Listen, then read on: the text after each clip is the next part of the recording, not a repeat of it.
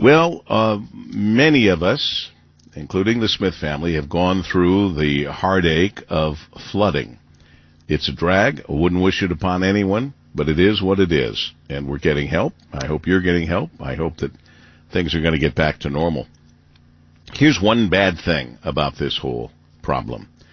We're learning about people coming out of the woodwork to, quote-unquote, help us.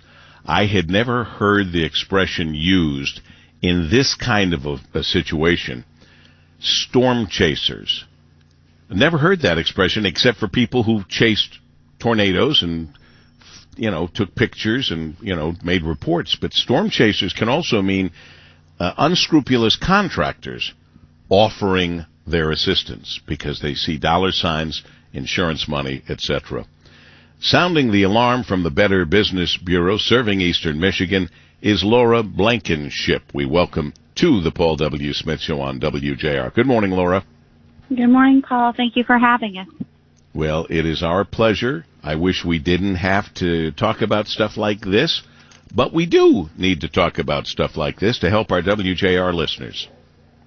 Absolutely. Yes, absolutely. Talk to me about some of the issues, some of the scams that you're seeing across the board and ways that we need to protect ourselves from storm chasers, from crowdfunding campaigns for flood victims where the money doesn't actually go to the victims. The list goes on and on. Help us with this, Laura. Right, absolutely. So, unfortunately, scammers are opportunists, and anytime there's some type of natural disaster or emergency across the board, these people come out of the woodwork. So, with storm chasers, that's contractors that come up and they say, they notice that there's some flood damage. They offer you a great deal, something that you normally wouldn't be able to turn down. And they're obviously going to be giving you some high-pressured sales tactics. Maybe they say they're only going to be in the area for a few days. The offer is only good for a certain amount of time. Anytime someone's giving you a high-pressure sales tactic such as that, your answer should be no. If they're not giving you the time to do your research to contact your insurance company, then they're obviously not a reputable company. You have to be very careful of door-to-door contractors, especially those that don't seem to have done previous work in your area. You always want to see work that they've done previously or read reviews to make sure that they're not just going to run off with your money. Also, you mentioned crowdfunding sites. Yes, those pop up. While the crowdfunding sites do their very best, they make sure that the money goes to the organizer of the crowdfunding site. That does not mean that the organizer actually knows the people that it's supposed to be benefiting.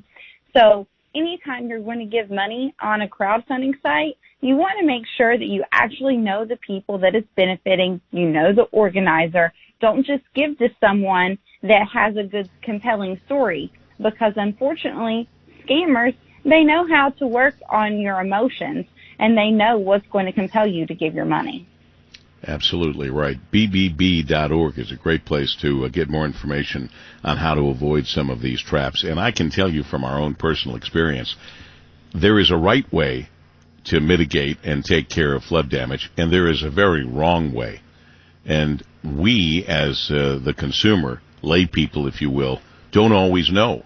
We don't have the answers because most of us, many of us, haven't gone through this before, or it was a long, long time ago maybe. And there are certain things that need to be done, frankly, should have been done by now with this flood that maybe still hasn't been done. And if people are not getting your place dry, if they're letting it stay wet, then they're waiting to see if they can get some mold going and cash in on another part of your insurance policy, sadly and unfortunately.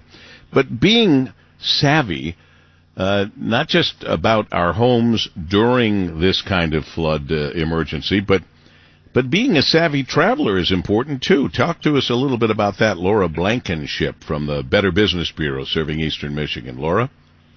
Absolutely. So with more and more people traveling this year, those scams are also going to be popping up. And, we've actually seen those fake websites popping up for flights.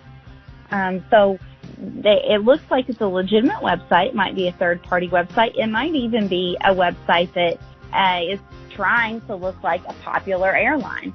And what's happening is people are purchasing tickets thinking that they have a flight, they think that they have a great deal, and then whenever it's time to actually board, there's no ticket because it was not a legitimate website. So you have to be very careful and make sure that you are actually purchasing from a legitimate airline or from a legitimate third party, because they can have lookalike websites. Make sure that there's clickable links and that there's contact information. Go directly to that website instead of clicking as is always the case. If it sounds suspicious, it probably is. Read all cancellation policies carefully. Use secure and traceable transactions.